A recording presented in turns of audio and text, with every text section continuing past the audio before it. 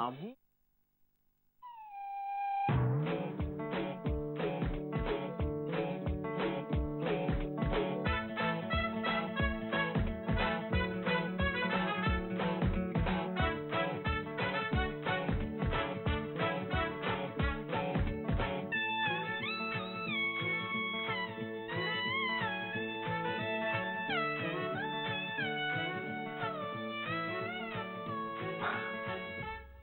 अरे वा,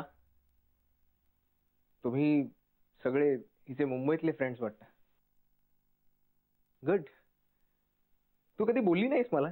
तू तरी कुठे सांगितलंस तिला तुला गर्लफ्रेंड आहे ते.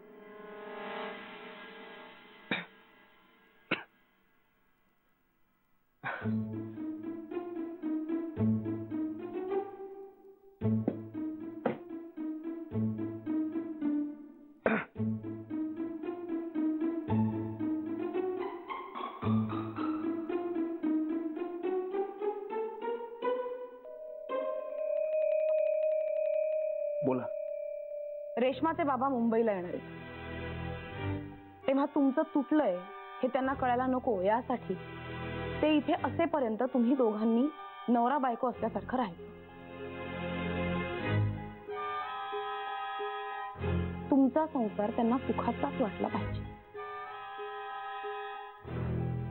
राकेश, काय ठरवलंस मग? नाही, मला नाही जमणार. हा म्हणजे असं मी एखाद्याला फसवू शकत नाही ना. खरंच, म्हणजे ज्या गावाला आपल्याला जायचंच नाही त्याची एसटी कशाला पकडायची?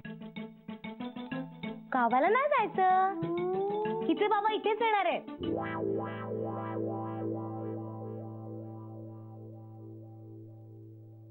ती तुझ्यामुळे प्रॉब्लेम मध्ये आली आहे. हो, पण सोल्युशन दिलंय ना मी. वेगळं व्हायचं कशाला, उगाच आपल्या माणसाला त्रास ना त्याच्यामुळे.